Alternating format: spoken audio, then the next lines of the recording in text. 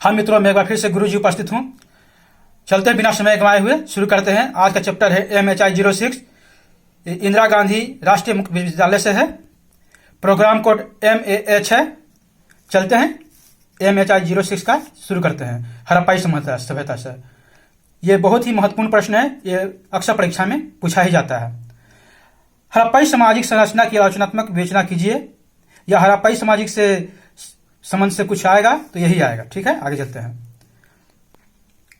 हड़प्पाई सामाजिक संरचना निम्न प्रकार से है। पहला, सामाजिक और आर्थिक संबंध। दूसरा, सामाजिक विषम जातीय। तीसरा, समाज में व्यवसाय में भिन्नता। चौथा, स्वावधान। और पांचवा, सामाजिक संस्कृति। स्वावधान मतलब स्व को गाड़ना या उसको समाधान उसको करना होता है। ठीक है, आगे सामाजिक और आर्थिक संबंध। सरदारी समाजों में सगोत्रीय नातेदारी में सामाजिक और आर्थिक संबंध निश्चित होते थे। इसके विपरीत राज समाजों में ऐसी नातेदारी से पृथक संबंधों की स्थापना करना आवश्यक होता था। ये संबंध निम्न प्रकार स्थापित किए जाते थे। पहला, उपहार देकर। दूसरा, वैवाहिक गठबंधन। और तीसरा, संरक्षण ग्राहक संबंध बनाकर। इस प्रकार राजनीतिक उद्देश्यों को सिद्ध किया जा सकता था और समुदायों का समावेश किया जा सकता था। स्पष्टता शहरी स्थिति में एकजुटता नातेदारी पर निर्भर न होकर एक साझा आवासीय स्वरूप पर और परस्पर निर्भर होती है। तथापि समाज में सगोत्रीय समूहों की निरंतरता को अस्वीकार नहीं कर सकते हैं। यह काशयुगीन मेसोपोटामिया और चीन से स्पष्ट है। पहला, संसाधनों का संयुक्त स्वामित्व। आगे देखते हैं। चलता रहा होगा। और दूसरा, श्रम की लामबंदी नातेदारी के आधार पर रही होगी। स्पष्टता वहां पर्याप्त रूप से सामाजिक विषम जातीय रही होगी, विशेषकर उस समय जब जनसंख्या अकेंद्रित होकर शहरी केंद्रों का रूप ले लेती होगी। दूसरा, सामाजिक विषम जातीय पुरातत्व के दृष्टिकोण से सामाजिक विषम जातीयता की पहचान अनेक तरीकों से हो सकती है। हड़प्पा की कुछ बस्तियों में गढ़ और लोअर टाउन में मध्य दृष्टिगोचर होने वाली पृथकता से एक बस्ती के भीतर कार्य के आधार पर भिन्नता के साथ साथ सामाजिक पृथकता का भी संकेत मिलता है। मोहनजोदड़ो की योजना में मानकों के रूप और आकार की विविधता मिलती है।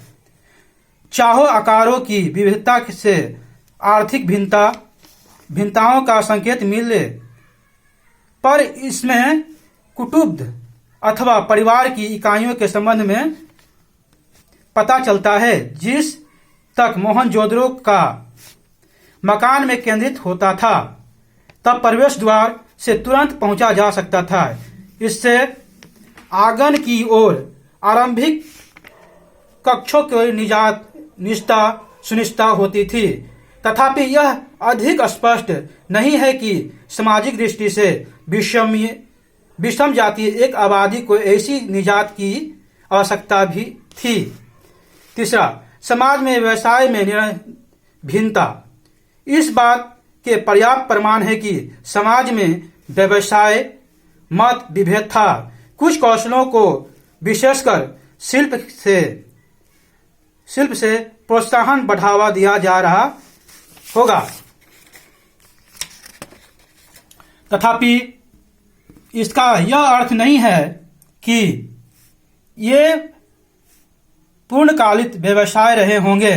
ये विशेषज्ञ व्यक्ति भरण पोषण की प्राप्ति की गतिविधियों में नहीं लगते होंगे। हस्तांतरित वस्तुओं के प्रकार तथा सामग्री से उपभोग के स्वरूपों की भिन्नता का संकेत मिल सकता है। जैसे एक पक्की मिट्टी अथवा फ्रांस की तकुओ चक्की, दूसरा पक्की मिट्टी अथवा कांसे के बर्तन, तीसरा मिट्टी को मनके और चूड़ियां, चौथा पत्थर, हड्डी, शंख, सिप्पी, फायंस, धातु इत्यादि। आवास के आकार और संपदा वाली वस्तुओं के मध्य कोई सहज संबंध नहीं था। चौथा स्वाधान, मृतकों की अंत्येष्टि के संबंध में अधिकतर स्वाधान को ही अपनाया गया था। संभवतः ऐसा अन्य भी तरीके रहे होंगे जिनकी पहचान पुरातत्व के माध्यम से इतनी सरल नहीं है। स्वाधान में भी कुछ विविधता दिखाई पड़ती है। इसके निम्न प्रमाण उपलब्ध है। विस्तारित स्वाधानों के, दूसरा कलशों अथवा बड़े पात्रों में स्वाधान के, तीसरा ताबूतों में समाधान के, चौथा द्वितीय अथवा प्रतीकात्मक समाधान भी रहे होंगे। हड़प्पा के स्वाधानों में मेसोपोटामिया, मिस्र अथवा चीन के कांस्य युगीन स्वाधानों के विपरीत सामाजिक श्रेणीविधता का कोई साक्ष्य नहीं मिलता। यद्यपि इन स्थानों में कुछ उदाहरण अत्यधिक संपदा के मिलते हैं। हड़प्पा के स्वाधान बनावट से दूर स्थित हड़प्पा के स्वाधान बसावट से दूर स्थित कब्रिस्तानों तक सीमित थे। अभी तक यह स्पष्ट नहीं हो सका है कि क्या ये कब्रिस्तान विशिष्ट सामाजिक समूह के प्रयोग तक ही सीमित थे, चूंकि निर्भरता केवल भौतिक साक्ष्य पर ही है। चौथा सामाजिक संस्कृति, हड़प्पा के धर्म और विश्वास के संबंध में केवल अनुमान ही लगाया जा सकता है। एक मुहर और टोकनों पर योगासन में अंकित एक पुरुष की आकृति को आद्य शिव आकृति माना गया है। इस आकृति की व्याख्या की गई है। इसे उन शमनीय विश्वासों का साक्ष्य माना गया है जो हड़प्पा संस्कृति में प्रचलित थे। कर्मकांड का चित्रण सेलखड़ी की मुहरों पर बने कुछ रूपांकनों के माध्यम से किया जा सकता है। जैसे वर्णनात्मक दृश्यों से मोहनजोदड़ो का विशाल स्नानागार स्वयं एक सार्वजनिक राजसी कर्मकांड का स्थल माना गया है। अनुमानतः धार्मिक विश्वास और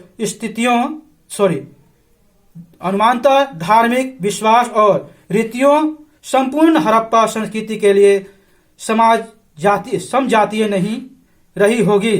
कुछ स्थानों पर अग्नि के आसान थी, वह कुछ ही केंद्रों तक सीमित थी। उदाहरण के लिए माँ देवी की आकृति कुछ में नहीं मिलती। पानी में डुबकी लगाने जैसे सार्वजनिक कर्मकांड मोहनजोदड़ो तक सीमित रहे होंगे। कुछ क्षेत्रों में वनस्पति प्रकृति अथवा पशुओं की उपासना भी होती होगी। आगे अनुमानतः मुहरें पहचान के चिन्हों का कार्य करती थी, जिसे अपरिचितों के साथ लेने देने का संकेत मिलता है। दूसरा, यह प्रामाणिकता के सबूत के तौर पर भी काम करती है। सेलखड़ी के इन वस्तुओं में पीछे की ओर एक छेददार के उभार हैं, जिसमें से संभवतः धागा पिरोया जाता था, जिससे इसे पहना जा सके। मुहर के सामने वाले भाग पर प्रायः निम्न चिन्ह पाए गए हैं।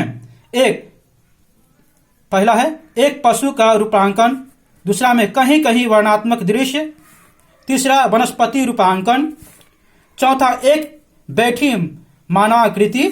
पांचवा हड़प्पा की लिपि के चिन्ह हैं, जहां एक सिंधा, एक मिथकीय प्राणी सर्वाधिक लोकप्रिय है। दूसरी ओर किसी भी मुहर का रूपांकन क्षेत्रीय स्तर पर संकेंद्रीयता नहीं है। मुहरें अपने लेखों के कारण भी महत्वपूर्ण है। उपमहाद्वीप में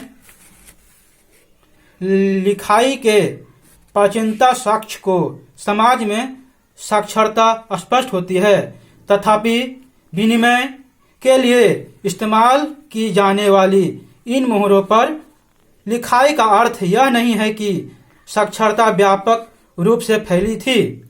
लिखने का ज्ञान मात्र कुछ ही व्यक्तियों तक सीमित थी। कांस्य युग को प्राथमिक तौर पर तांबे और उससे अधिक टीन जैसी सीमित उपलब्ध होने वाली सामग्री की आवश्यकता के दृष्टिता विस्तृत होती राजनीतिक अर्थव्यवस्था है। हड़प्पा संस्कृति में बड़े शहरी केंद्रों के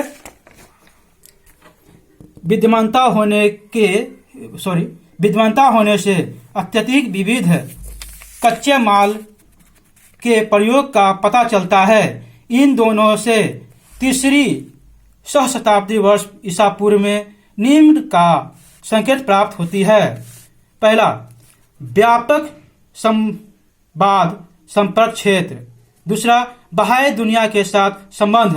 तीसरा, यह परिधि पर स्थित क्षेत्रों के संबंध में सही हो सकती है, जैसे क राजस्थान के ताम्रू बहुलक क्षेत्रों की ताम्र पाषाणकालीन बस्तियां, गणेश्वर जोधपुर। ख बलूचिस्तान की बस्तियां जो कुल्ली समिति के स्थल कहलाती है। दूसरा, दक्षिण कश्मीर की नवपाषाण युगीन बस्तियां जैसे खुजरा जुजाहोम है। तीसरा अधिक दूरी वाले क्षेत्रों जैसे मेसोपोटामिया, ओमान, बहरीन के साथ संपर्क। इन संबंधों का ज्ञान लिखित अभिलेखों और पुरातात्विक साक्षी सामग्री से होता है। अनुमानतः ये संवाद संपर्कों के केवल व्यवहार के अंतर्गत मानना आवश्यक नहीं है। अतः यह कहा जा सकता है कि कुछ संवाद संपर्क कच्चे माल की प्राप्ति के लिए अभियान के रूप में थे।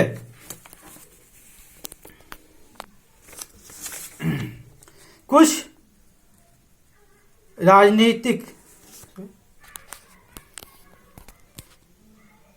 राजनयिक संपर्क बनाने के लिए राजनीतिक दूतावासों के रूप में थे। यह स्पष्ट है कि गुजरात में लोथल और सिंध में चनहुद्रो आदि जैसे शिल्प केंद्रों और अफगानिस्तान में लाफिस लाजूली के निकट सोरतुघई जैसी बस्तियों की स्थापना से राज्य में लोगों के आने जाने की व्यवस्था की होगी। इन संवादों से द्विभाषिता आगे